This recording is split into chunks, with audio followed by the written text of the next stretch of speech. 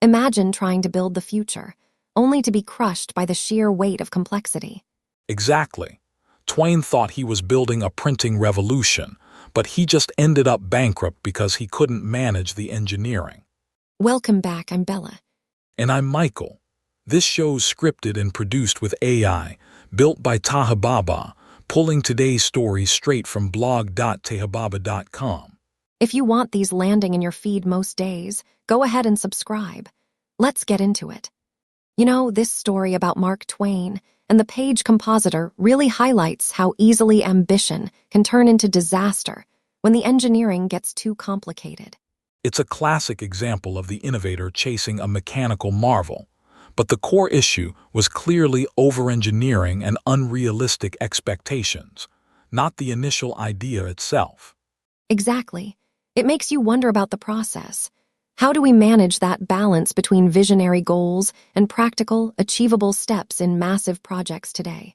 It's a stark reminder that as we race toward complex AI and automation tools, the lesson remains that complexity without practicality leads to ruin. So, when we look at massive technological leaps now, what safeguards do you think companies need to put in place to avoid that pitfall of overcomplexity? I just read about Alibaba's Qwen 3.8 Max, and the idea of autonomous execution for 16 days is absolutely mind-blowing. It sounds like they are moving past simple prompting into genuinely persistent AI agents. Persistent workflows are the key, Bella. It's not just about a smarter model, it's about sustained, goal-oriented operation. The 16-day autonomous software build is the headline, but the underlying complexity of managing that for that long is where the real engineering challenge lies.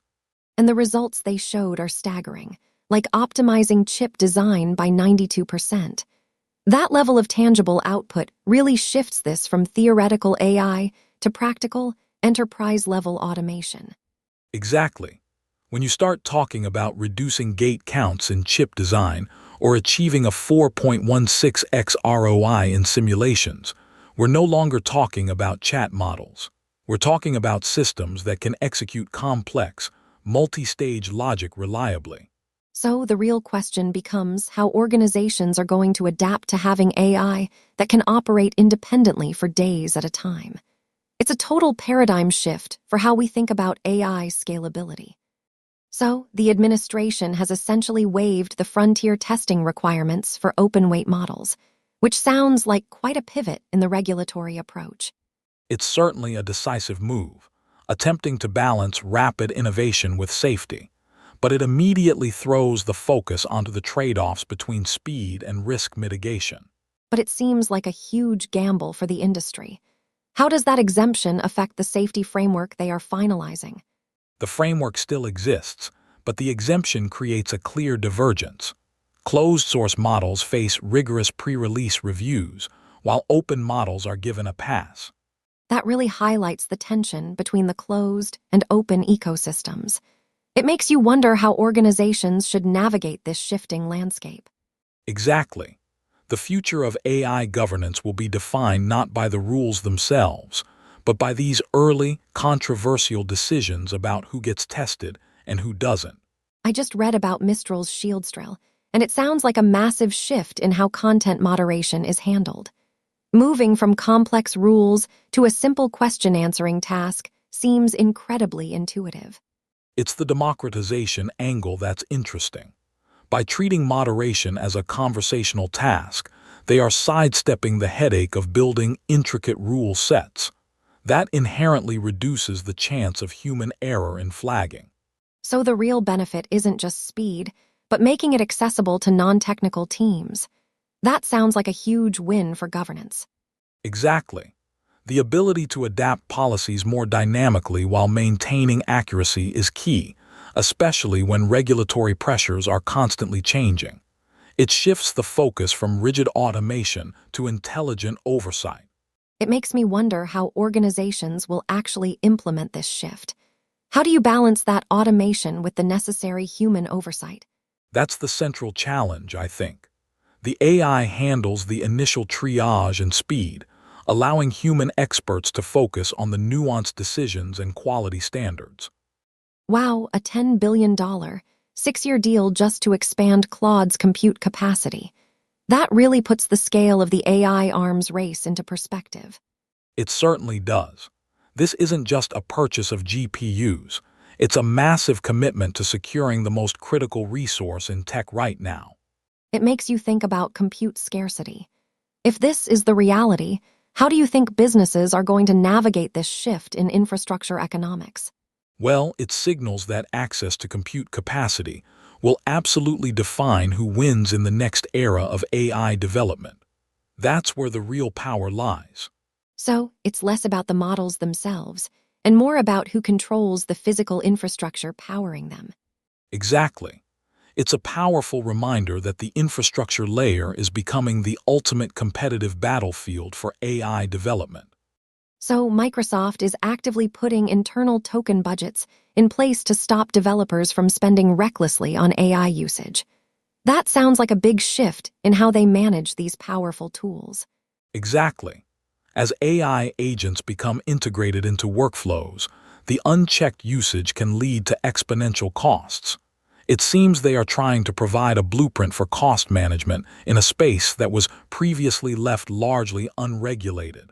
It really highlights that balancing innovation with fiscal responsibility is going to be a huge challenge for everyone building these systems. How do you think that internal monitoring will actually translate into effective cost controls? Well, it pushes organizations to develop comprehensive AI governance strategies. The real challenge isn't just setting the limits, but figuring out how to maintain productivity while adhering to those new spending boundaries. Wow, SpaceX just made a huge move, committing exclusively to Nvidia hardware for everything, from their data centers to the orbital AI constellation. It's a massive centralization of high-performance computing. Essentially, they are betting that Nvidia's architecture is the only viable path for hyperscale AI infrastructure, terrestrial or in orbit. And they are even customizing the satellites, equipping the Starmind constellation with Nvidia's Vera Rubin architectures set to launch in 2027. That really links the ground infrastructure directly to space AI. The point is the shift in infrastructure. Moving AI processing out into orbit demands entirely new power and cooling solutions, which is why those custom rack designs prioritizing 20 gigawatts are so critical. So it sounds like the real revolution isn't just the AI in space, but how we build the physical backbone to support that kind of extreme computing power. Precisely. It's less about the satellites themselves and more about establishing a completely new paradigm for computing capacity beyond Earth. I just read about a pretty wild shift happening in the chip world. Major companies like HP, ASUS, and Acer are now sourcing DRAM memory chips from China's CXMT to keep their production lines running. It's a classic example of supply chain pressure, Bella.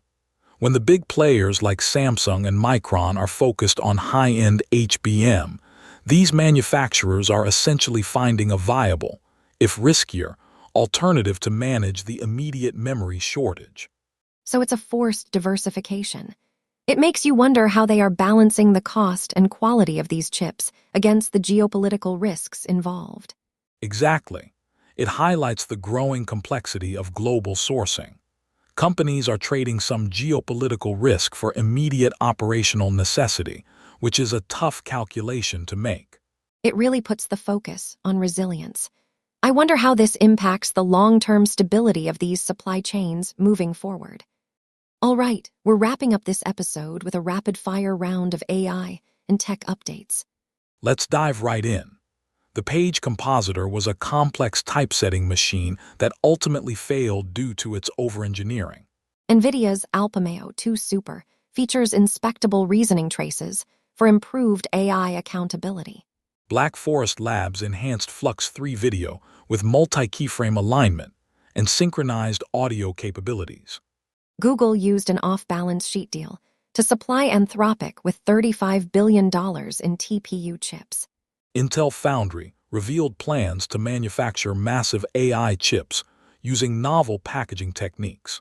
Koenigsegg developed a lightweight, 800 horsepower electric motor using a hybrid, Raxial design. Base Power raised $1 billion to stabilize power grids strained by AI data centers. CISA mandated federal agencies to patch a critical Enable N-Central vulnerability within 72 hours due to active exploitation.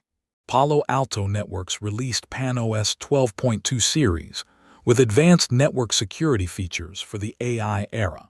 And finally, AI now drives 55% of cybercrime in Africa, with losses exceeding $484 million and 600,000 deepfake sextortion cases logged in 2025.